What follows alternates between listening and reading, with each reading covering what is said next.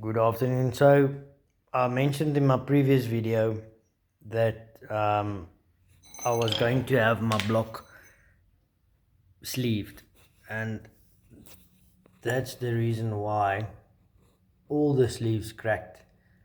That's number 6. You see there at the back, it's still alright. It's a bit scuffed but not cracked on that side at the back, but on this side it's cracked. It's cracked here on number 5, both sides, front and back. Number 4 as well, number 3, number 2, number 1's only cracked there but not on the front. So my local engineering shop,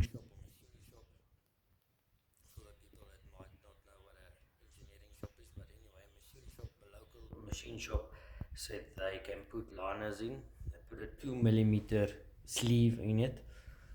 So no, I'm lying, it's a 4mm sleeve, so then you get 2 millimeters on each side, which is a lot.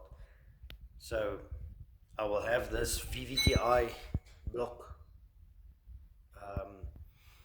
be put back in to work, hopefully.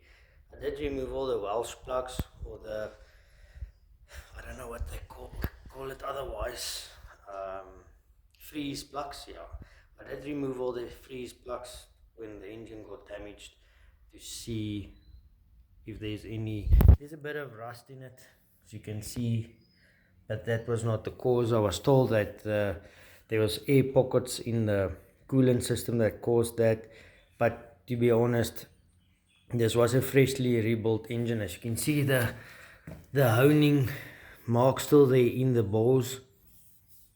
So this engine did about 100 kilometers, and it was raved and idled a lot. Not a lot, but I think it was running, but it did physically 100 kilometers.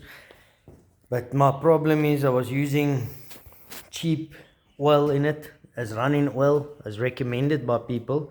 So I was using monograde oil, SAE 40, and I was boosting 1.1 bar spring pressure with 95 octane fuel, and on a base map I've got a Maxxecu Race in it, so I know for a fact that it ran lean. So it was my own stupidity. So hopefully I learned from my mistakes. They have got a 1JZ GTE block, non-VVTI block.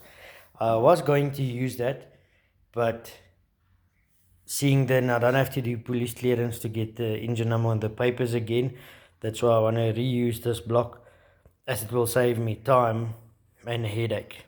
And maybe then later on I can build that block as well.